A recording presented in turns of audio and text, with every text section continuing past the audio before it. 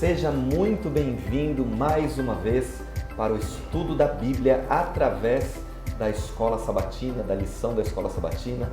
Estamos começando o nosso quarto encontro, já terminando o mês de janeiro, no tema sobre administração fiel. Como eu e você podemos ser administradores fiéis à espera do Mestre. Tem sido uma bênção estarmos juntos aqui e eu tenho certeza de que esse momento que passaremos vai fazer com que você também fique mais próximo do plano de Deus para a sua vida. Estamos gravando aqui diretamente da Faculdade Adventista da Bahia, a nossa querida Fádiba, que está aqui ansiosa para que você possa conhecer um pouquinho mais sobre nossos cursos, os 12 cursos que temos, como por exemplo administração, GTI, que é gestão de tecnologia da informação, ciências contábeis, muitos cursos na área de saúde, muitos cursos na área também da educação e também o nosso curso de teologia. E é com os professores de teologia que eu estou aqui neste momento para que a gente possa estudar um pouquinho mais sobre a lição. Começando aqui pela minha direita, pastor Adenilton Aguiar. Tudo bem, pastor? Tudo bem, graças a Deus. Seja bem-vindo de volta, bom tê-lo aqui mais uma vez em janeiro. Pode dar sua saudação para todos os amigos. Bom, é um prazer estar aqui novamente, né? Deixo aqui a saudação para todos os amigos que estão nos acompanhando, né? Que Deus abençoe você e que seja um momento proveitoso de estudo da lição da Escola Sabatina. Amém. Pastor Anselmo Cordeiro, tudo bem com você? É um prazer. Prazer. Fala um prazer para eles também. Diga da sua saudação para todo mundo, da sua felicidade. Tudo bem, é um prazer poder estar aqui, poder estar com amigos, né? Entre amigos, né? E certamente sendo visto também por outros irmãos e amigos, né? Deus abençoe, continue abençoando a sua vida. Muito bem. Pastor Flávio, e aí, tudo bem com o senhor também? Graças a Deus, tudo bem. É uma alegria estar novamente aqui para nós estudarmos a lição. Quero dar uma saudação a todos que estão nos assistindo, especialmente minha mãe, Dona Maura, que é lá de Vila Isabel, no Rio de Janeiro. Você já está adiantando as saudações, né? Sim. Tá bom, maravilha, não tem problema não. Então, olha só, a mamãe do pastor Flávio, seja muito bem-vinda também. Acredito que as mães todas estarão vendo, esposas, e pelo menos essa audiência a gente vai ter, né? Para a gente começar o nosso estudo, então, deste momento, quero pedir para o pastor Adenilton nos dirigir em oração, pedir a bênção de Deus e a bênção daquilo que estaremos estudando juntos agora. Amém. Vamos orar juntos então. Bondoso Deus, nosso Pai, nós queremos neste momento invocar a Tua presença, pedir a Tua bênção para o estudo que faremos a partir desse instante.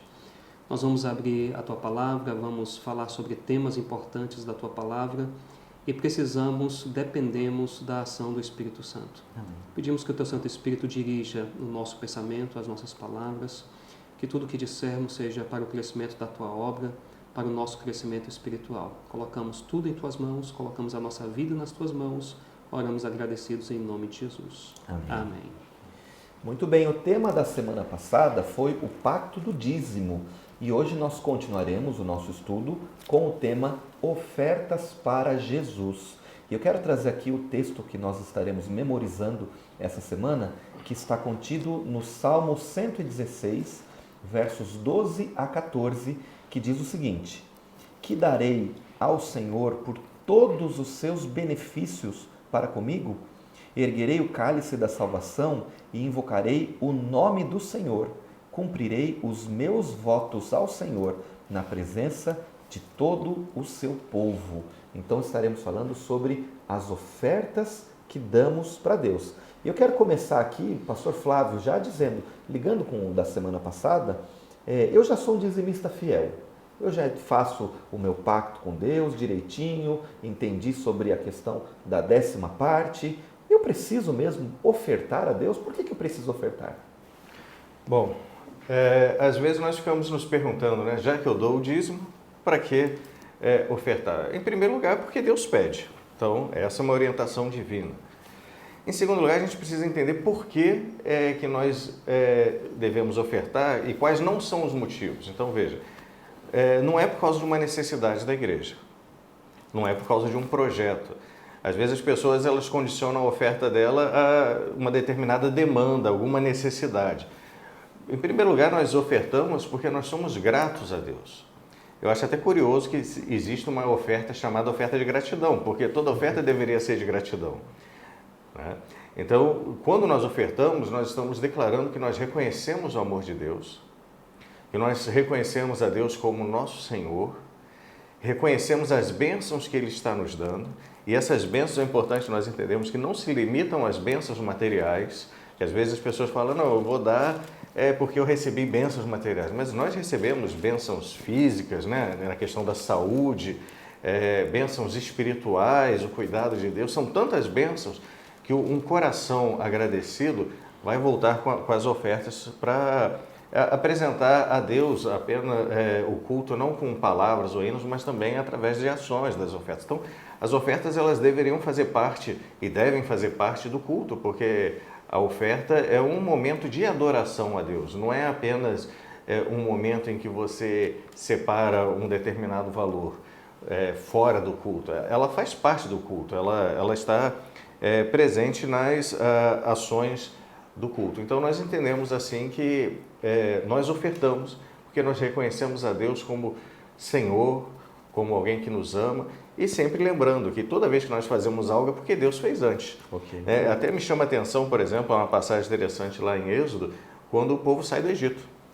E aí vai se fazer o templo, e eles dão, e nós ficamos impressionados com a quantidade que eles dão, que Moisés tem que pedir para parar de dar.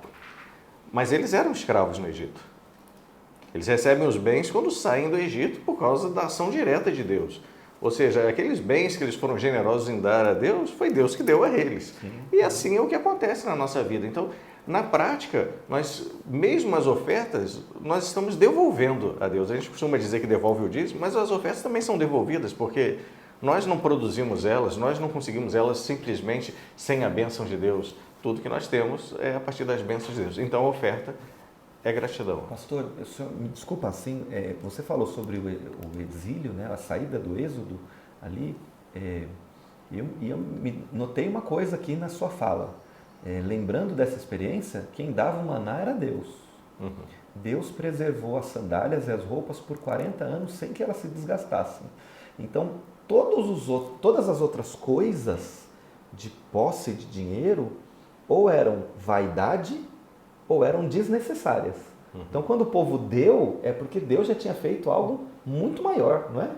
Pelo menos assim, a minha leitura daquilo que você falou sobre o Êxodo. E eles dão do que Deus deu para eles, né? Exatamente. Então, assim, se é tão importante, se Deus pediu, se tudo isso é verdade, pastor Anselmo, a Bíblia fala que dízimo é a 10ª parte. Nós vimos isso semana passada. E a oferta? Qual parte é? Tem algum percentual? Tem algum valor? Como é que Deus trabalha essa questão da quantidade de oferta que nós damos a Ele? De fato, né? Como já temos essa definição em relação ao dízimo, a gente pode se perguntar realmente qual seria a porcentagem da oferta. Então, será que já existe alguma coisa encaminhada, né? E o guia, né, de estudo dessa semana, ela traz 2 textos. Eu gostaria de ler com vocês. O primeiro texto está em Deuteronômio, capítulo 16, verso 17, que diz o seguinte. Acompanhe comigo, por favor. Cada um oferecerá na proporção em que possa dar, segundo a bênção que o Senhor, seu Deus, lhe houver concedido. E pegando o mesmo entendimento desse texto, agora nós vamos para o verso áureo, né? Que está aqui no nosso guia, na parte de segunda-feira, que diz assim, 116, verso 12 a 14. Que darei ao Senhor por todos os seus benefícios para comigo? Tomarei o cálice da salvação e invocarei o nome do Senhor e cumprirei os meus votos ao Senhor na presença de todo o seu povo. Então, a partir desses 2 versos, o que é que fica claro para nós? Não existe um valor ou um percentual definido. Então, cada um dá, segundo o Deuteronômio, que possa dar. E a partir de Salmos, a gente entende que você dá do tamanho, digamos assim, do que você pode e da sua gratidão. Uhum. Eu, quando me deparei com esse texto aqui, eu fiquei pensando um pouco, pastor Hassani e amigos, você já ficou realmente grato por algo que alguém fez para você, assim, uma coisa assim que você não esperava e que impactou profundamente a sua vida? Algo que você não teria como pagar, algo que gerou esse sentimento em você de dívida, assim, poxa, o que fulano precisar, eu faço por ele, porque naquele dia, naquele momento, naquela circunstância, ele me salvou, ele fez isso, ele fez aquilo. E foi assim, especial para mim, realmente mudou a minha vida. Talvez alguns de nós tenhamos tido essa experiência. Eu já tive essa experiência algumas vezes. E esses textos aqui me mostram isso, que a oferta é isso, é esse sentimento profundo de gratidão por algo que eu não posso compreender, que eu não posso abarcar, que eu não posso entender e que eu não posso retribuir. Pastor, então me permita ver aqui. A Bíblia fala sobre a questão da proporcionalidade. Perfeito. Então a oferta continua sendo proporcional àquilo que Ele nos dá. E em segundo lugar, ela não é definida pelo conceito bíblico, nem por não ser bíblico, não é a igreja também que vai falar. Então ela acaba sendo uma experiência com Deus. Perfeito. É uma parte de relacionamento. É você e Deus falando, Senhor, de tudo aquilo que eu tenho, 10% será um dízimo, e aí vou ter ali 1%, 5%, 10%. Eu já vi pessoas devolvendo acima de 10%, 30% da sua renda em ofertas, porque eles reconhecem que Deus é bom, Deus é maravilhoso. Um exemplo clássico, eu diria, na Bíblia, de gratidão e de proporcionalidade relacionadas à oferta, é a experiência dos macedônios que Paulo conta, né? Lá na segunda carta aos Coríntios, capítulo 8. Eu gostaria de ler os versos 1 a 3, porque esses versos ilustram muito isso que a gente está conversando agora, né? Quando Paulo diz assim: também, irmãos, vos fazemos conhecer a graça de Deus concedida às igrejas da Macedônia. Porque no meio de muita prova de tribulação, manifestaram abundância de alegria, e a profunda pobreza deles superabundou em grande riqueza da sua generosidade. Agora vem aqui a ideia de gratidão. De gratidão nós já vimos aqui, mas a ideia de proporcionalidade que foi mencionada. Porque eles, testemunho eu, na medida de suas posses. E aí Paulo diz assim: e mesmo acima delas, está aí a questão da gratidão, né? Mesmo acima das posses, se mostraram voluntários. Quando a gente vai para o verso 11, aí Paulo diz assim: completai agora a obra começada, para que assim como revelastes prontidão no querer, assim a leveis a termo, segundo as vossas posses. Proporcionalidade novamente. No verso 12, ele diz assim: porque se a boa vontade será aceita conforme, de novo, a ideia de proporcionalidade, o que o homem tem, e não segundo o que ele não tem. Então, essa experiência que aconteceu entre as igrejas da Macedônia, a coleta que foi feita entre as igrejas da Macedônia para mandar para os pobres de Jerusalém, isso aqui nos dá um exemplo claro dessa ideia de gratidão, dessa ideia de proporcionalidade. Embora Deus não defina um percentual para as ofertas, mas existe um fator que é um critério estabelecido pela Bíblia, que é o critério da proporcionalidade. Ou seja, se uma pessoa recebe R$1.000, então a oferta deve ser proporcional. Por exemplo, a pessoa define, a gente usa o termo percentual, digamos, a pessoa define: eu vou dar 5%, eu vou dar 7%, eu vou dar 10%, eu vou dar 20%. Agora, se de 1.000 ela recebeu um aumento no salário e agora está ganhando 2.000, então a oferta dela vai acompanhar, né, esse princípio da proporcionalidade ao percentual que ela estabeleceu. O dízimo Deus estabelece e a oferta a gente estabelece. Ok, pastor, então, se há essa questão da definição, e eu até usei a palavra relacionamento, que você define isso com Deus, uma outra questão de relacionamento é a nossa adoração. Como relacionar, então, essa questão da oferta e a adoração ao nosso Deus? Como é que fica essa questão? Então, nós adoramos a Deus de diversas formas, né? Nós adoramos a Deus através de uma oração, através de um hino que nós cantamos. A leitura da Bíblia, quando você está em casa de manhã e você reserva o seu tempo para ler a Bíblia, esse também é um ato de adoração. Quando você reúne a sua família, né? Quando você faz atividade física promovendo mais saúde, isso é um ato, a gente pode considerar isso um ato de adoração também. E a oferta é também um ato de adoração, e eu diria um dos atos de adoração que a Bíblia enfatiza bastante, né? Nós temos aqui na nossa lição alguns textos que foram mencionados. Eu gostaria de chamar a atenção deles. Um deles é o Salmo 96. Se você que está em casa puder nos acompanhar, Salmo 96, os versos 8 e 9. E esse mesmo texto se repete em 1 Crônicas, capítulo 16, e no Salmo 116 também. A mesma ideia se repete nessas outras passagens. Mas eu gostaria de pegar aqui o Salmo 96, versos 8 e 9. Diz assim: tributai ao Senhor, ou seja, louvai ao Senhor, né? Isso aqui é um ato de adoração. A glória devida ao seu nome, ou seja, dê glória a Deus. Trazei oferendas. Vejam que a Bíblia aqui neste Salmo relaciona o ato de adorar com o ato de ofertar. Ofertar faz parte da adoração.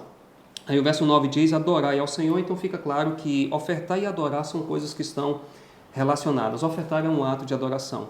Quando você vai para Atos, capítulo 10, nós temos um exemplo disso na vida de Cornélio, um personagem que aparece no livro de Atos. Nós vamos ver ainda alguma coisa mais sobre Atos, capítulo 10, mais adiante na lição, mas existe somente um ponto que eu gostaria de frisar agora, Atos capítulo 10 e o verso 2, porque a Bíblia relaciona o ato de orar com o ato de dar esmolas, né? De ajudar alguém, de atender a necessidade de alguém. Então está falando de Cornélio, o verso 2 diz: piedoso e temente a Deus, com toda a sua casa, e que fazia muitas esmolas ao povo, e de contínuo orava a Deus. Ou seja, a Bíblia coloca lado a lado a ideia de orar, o ato de orar, com o ato de atender a necessidade de alguém. Não é? Mas existe um exemplo que eu acho ainda mais claro sobre a relação entre ofertar e adorar, que é Mateus capítulo 2. Eu gostaria de ler os versos 1 e 2 e depois o verso 11. Veja, o tema geral dessa semana, não é? O título da lição da semana é Ofertas para Jesus. E aqui no Evangelho de Mateus, capítulo 2, versos 1 e 2, nós temos aquele episódio em que 3 sábios do Oriente vêm para adorar a Jesus. E vejam só como é que eles adoram. Não é? Vamos ler o verso 1, o verso 2 e o verso 11. O verso 1 diz assim: tendo Jesus nascido em Belém da Judéia, em dias do rei Herodes, eis que vieram uns magos do Oriente, em algumas traduções sábios, né? Do Oriente a Jerusalém. O verso 2 diz: e perguntavam: onde está o recém-nascido rei dos judeus? Porque vimos a sua estrela no Oriente e viemos para adorá-lo. Então, eles estão vindo para adorar. Aí você vai para o verso 11. Entrando na casa, viram o menino com Maria, sua mãe. Prostrando-se, o adoraram. Ou seja, eles fizeram o que eles tinham proposto em seu coração fazer. Eles vieram para adorar. Mas o texto continua. E abrindo seus tesouros, entregaram-lhe suas ofertas. Então, eles vieram para adorar, e o que eles fizeram? Eles trouxeram as suas ofertas. Isso aqui é um princípio muito importante que nós encontramos. Ou seja, ofertar é um ato de adoração, e quando a gente vai à casa de Deus para adorar a Deus, a gente deve levar algo para Deus, né? E eu diria que, é claro, isso aqui envolve a questão do dinheiro, a questão financeira, mas os magos do Oriente, os sábios do Oriente, estão fazendo isso como um ato de gratidão, né? Mas eles estão depositando um pedacinho da vida deles ali. Porque ofertar é depositar um pedaço da vida. Porque no final das contas, para você produzir o dinheiro, você gastou seu tempo, você gastou suas energias, você gastou sua força, você gastou sua inteligência, você gastou sua vida. Então, quando nós ofertamos, nós estamos dizendo para Deus o seguinte: Senhor, a minha vida te pertence, está aqui algo para representar esse meu sentimento. Interessante, né, pastor Denilton? Só que eu lembrei, o senhor falou essa questão da vida, só um comentário rápido aqui, e a oferta, né? Eu lembrei da colportagem, né? Uhum. E ainda mais que nós estamos aqui com o professor Flávio, né, que por muitos anos liderou aí a colportagem, né? Foi uma referência também para mim, viu, professor Flávio? Obrigado. Para mim é uma honra estar aqui do seu lado também, de verdade, viu? não só como amigo, mas também na comportagem. O senhor não sabe, mas eu segui muitas das suas sugestões, orientações, quando também fui comportor. E já estamos falando de oferta, né? Todo comportor dá oferta, né? Mas é a oferta nesse sentido multidimensional, né? Que o pastor Adilton coloca, né? Então, a oferta também do tempo, do talento, do tesouro, né? Que é isso que nós estamos enfatizando aqui, e do templo. Templo, Espírito Santo também, e o templo que somos nós, na verdade, né? Então, e tudo deve ser feito de forma concomitante. Ou seja, não é porque eu oferto o meu tempo que eu agora não vou ofertar meu tesouro. Não é porque agora eu oferto o tesouro que agora eu não vou ofertar o meu talento. Então, deve ser algo que caminhe junto, né? Tá certo. Pastor Flávio, o volume faz diferença? Ou a quantidade é o que Deus está querendo? Veja, quando nós olhamos aqui na lição, especialmente na parte de quarta-feira, ela apresenta dois episódios. Um deles é o da oferta da viúva pobre. E aí nós temos o contraste entre homens que depositam um valor significativo e ela que deposita ali 2 pequenas moedas. E o relato diz que Cristo valoriza a oferta dessa viúva pobre. Então veja, o valor é importante. É claro que nós devemos ser liberais nas nossas ofertas. Mas a oferta é um ato externo que tem a ver com algo, uma decisão interna. Então é interessante que quando nós vamos lá para Lucas 21, que aparece também um relato da viúva pobre, e diz que ela deu tudo, a palavra no grego que aparece para tudo é bios, que é vida.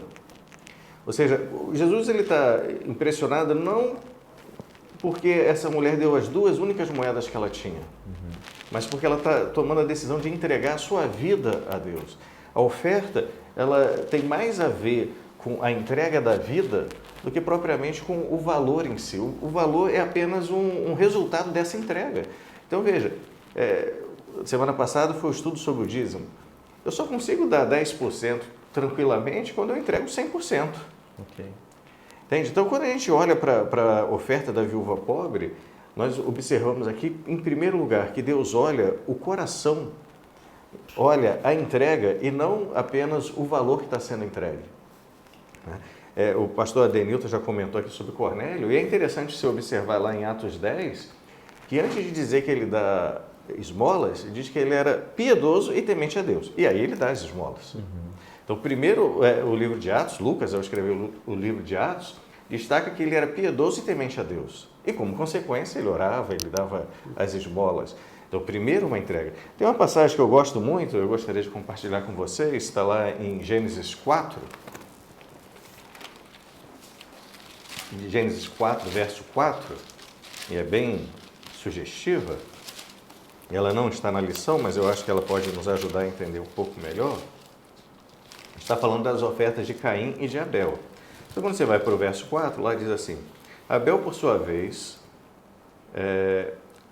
trouxe das primícias do seu rebanho e da gordura desse. Agradou-se o Senhor de Abel e de sua oferta, ao passo que de Caim e de sua oferta não se agradou. Então, note que o texto deixa bem claro que primeiro Deus se agrada de Abel e depois da oferta dele. Primeiro ele se desagrada de Caim e depois da sua oferta. Então, é claro que nós temos aqui uma questão em que Abel traz da primícia, traz a oferta correta, que era a oferta pelo pecado, Caim traz apenas alimentos e nem é dito que era das primícias ou do melhor.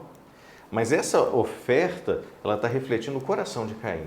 Parece que Caim está dizendo assim, olha, eu não preciso de um Salvador. Ele está trazendo uma oferta quase que de gratidão. Abel reconhece a necessidade de um Salvador. Há derramamento de sangue ali. Então, Deus aceita a oferta de Abel porque o coração de Abel está transformado. Deus rejeita a oferta de Caim porque o coração de Caim não foi entregue a Deus. Primeiro Deus se agrada de Abel, depois da oferta. Primeiro Deus se desagrada de Caim e depois da oferta. Então veja, o valor é importante? É. Mas mais que isso, é a entrega do coração. Que essa nossa oferta possa refletir uma decisão que nós tomamos diante de Deus. Ou seja, pastor, a quantidade é importante, porque Deus espera que nós entreguemos tudo a Ele. Tudo que nós somos a Ele. E aí, então, a quantidade da oferta, a proporcionalidade, vai refletir de fato o nosso coração. Né? Isso.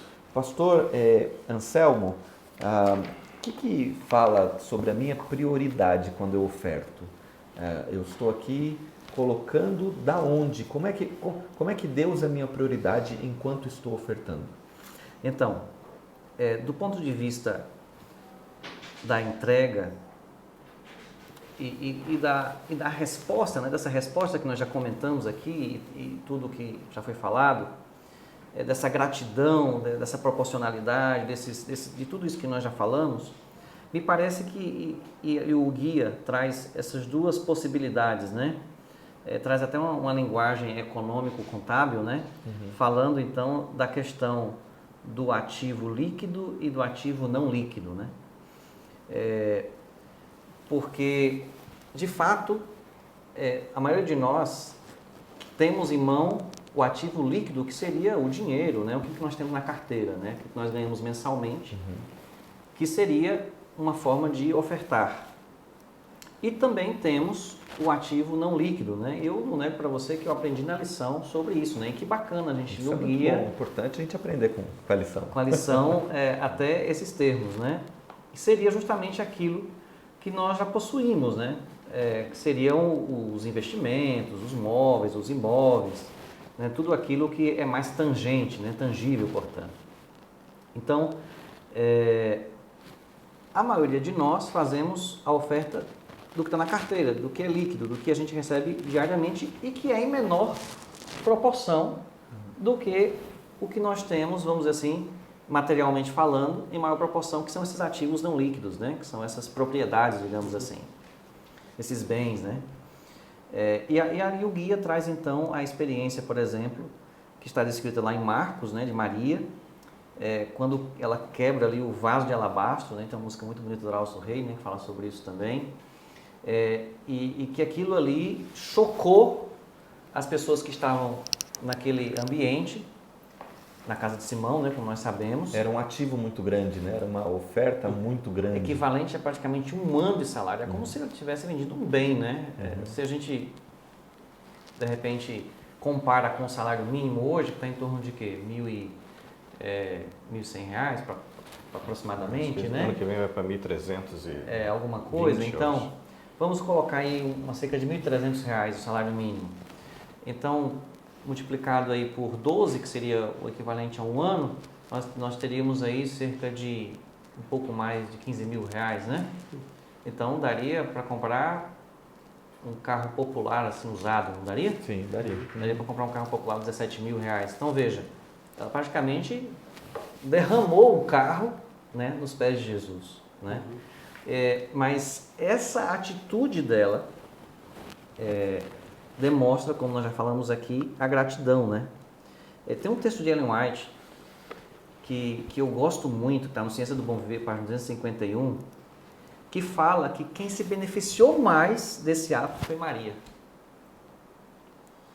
Fala o seguinte: coisa alguma tende mais a promover a saúde do corpo e da alma do que um espírito de gratidão e louvor. E veja que esse é um texto de Ellen White, como a gente fala, whiteano, mas também há estudos, né? Eu, inclusive, estou conduzindo um estudo aqui sobre isso, né? Sobre a importância da gratidão na saúde. Pastor, eu acho que um ponto importante nesse assunto que a gente está discutindo agora é o seguinte: nós temos os dízimos, 10% daquilo que nós recebemos, não se mexe nisso. Nós temos a oferta, que ela é sistemática, ela é proporcional, o adorador determina, né? Eu vou dar 10%, eu vou dar 20%, eu vou dar 5%, ela é sistemática, ela é proporcional. E, além disso, às vezes, existem alguns projetos especiais. A igreja está precisando de um ar-condicionado. Então, a gente não vai mexer no dízimo, nós não vamos mexer na oferta sistemática. Mas existe uma necessidade especial. Vamos pensar numa coisa maior. Não, a igreja precisa ser reformada, a gente vai gastar muito dinheiro. Nós não vamos, logicamente, mexer no dízimo, nós não vamos mexer na oferta, mas existe uma necessidade grande especial. Então, quando há essas necessidades grandes especiais, às vezes essas necessidades grandes requerem, não é, um sacrifício maior e uma oferta maior. E nós temos dentro da Bíblia Por exemplo, ele mencionou, né, foi mencionado o exemplo de Maria, nós temos o exemplo de Barnabé, né, que vendeu um terreno, está lá, né, Atos capítulo 4, ele vendeu um terreno e pegou todo o dinheiro do terreno, não foi dízimo, não foi um percentual que ele estabeleceu, ele pegou todo o dinheiro do terreno e entregou na mão dos apóstolos para patrocinar a obra evangélica, né? E nós temos um exemplo assim de dois personagens que são mencionados na Bíblia, mas nós temos uma visão mais ampla do que eles fizeram no livro Atos dos Apóstolos de Ellen White. Foram José de Arimateia e Nicodemos. José de Arimateia, houve uma necessidade especial, Jesus precisava ser sepultado, e ele deu uma oferta, né? Ele usou, né, um terreno que ele tinha, né, uma parte que ele tinha e dedicou para o sepultamento de Jesus. E Nicodemos, diz Ellen White, Nicodemos morreu pobre deste mundo porque ele pegou todos os seus recursos. Não foi dízimo, não foi um percentual de oferta, ele pegou todos os seus recursos e entregou na mão dos apóstolos para patrocinar a missão evangélica, né? Então ele deu tudo que ele tinha. Ellen White diz que ele morreu pobre deste mundo, mas logicamente rico diante de Deus. Ou seja, como diz o próprio Jesus, onde está o teu tesouro, ali estará o teu coração. Então, eles colocaram de fato o coração nas coisas de Deus e não encaixaram Deus na sua vida financeira. Eles fizeram o contrário, né? Agora, pastor, para a gente encerrar aqui, até rápido, sim ou não? Brincadeira, pode ser um pouco mais do que sim ou não. Posso tirar do dízimo para dar oferta? Ou eu posso tirar da oferta para dar o dízimo? Como é que eu faço? Como é que eu me organizo financeiramente para isso? Bom, então, seguindo a brincadeira, a resposta é não. A gente não pode tirar do dízimo para oferta, nem vice-versa. São duas coisas distintas, né? Existe um texto bem conhecido de todos nós, Malaquias capítulo 3 e o verso 8, onde nós encontramos uma distinção clara entre dízimo e oferta. Quando o povo chega para Deus e quando Malaquias, usando uma linguagem de pergunta, uma estratégia de perguntas e respostas, ele diz assim: roubará o homem a Deus? Resposta: todavia, vós me roubais e dizeis, em que te roubamos? Aí nova pergunta. Resposta: nos dízimos e nas ofertas. Então a Bíblia estabelece uma clara distinção entre dízimo e oferta. Dízimo é dízimo, oferta é oferta. Você não usa dízimo como oferta, você não usa oferta como dízimo. Então a Bíblia é clara em relação a isso. Uma coisa é uma coisa, outra coisa é outra coisa. Então dízimo e oferta são coisas distintas, então a gente não pode utilizar. Agora, a gente encontra dentro da Bíblia, principalmente no Antigo Testamento, você via que em Israel, às vezes, eles andavam a terceira, quarta, quinta milha, né? De acordo com a necessidade. Então havia o dízimo claro, né? Havia uma oferta claramente, mas às vezes eles tiravam, né? Uma terceira parte, uma quarta parte de acordo com as necessidades para atender os pobres e assim por diante. Não é? Então, se eu quero fazer alguma coisa, por exemplo, eu estou viajando de um lugar para outro e encontro uma pessoa em necessidade. E eu penso o seguinte: olha, eu vou dar X, mas eu vou descontar do meu dízimo no final do mês. Ou eu vou dar Y e vou descontar do meu pacto no final do mês. Não é isso que a Bíblia recomenda. Não é? Então, se eu quero fazer isso, é algo realmente à parte. Né? E, de novo, dízimo não pode se transformar em oferta, oferta não é dízimo. Né? São coisas distintas. Aqui em Malaquias capítulo 3, verso 8, nós vemos a clara distinção. Amigo, então você que está conosco, obrigado pastor, você que está conosco aqui, faça disso uma experiência com Deus, faça disso a tua adoração, faça disso um momento especial.